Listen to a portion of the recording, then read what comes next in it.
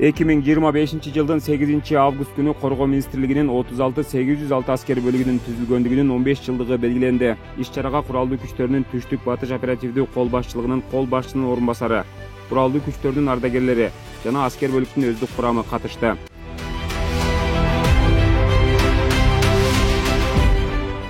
36-806 аскер бөлүгүндө кызмат өтөгөн үлгүлүү аскер кызматчыларына сыйлоо баракчалары тапшырылды.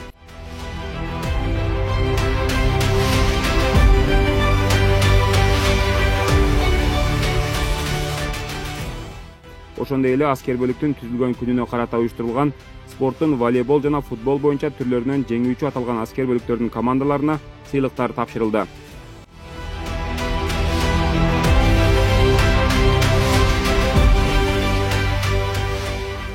Иш-чаранын жүрүшүндө 36-806 аскер бөлүгүнүн колдонуусундагы курал-жарактар жана аскердик техникалар тааныштырылды.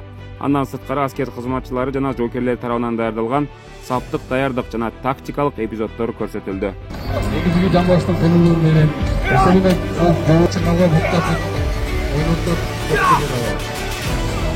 аракеттенүүсү керек болот.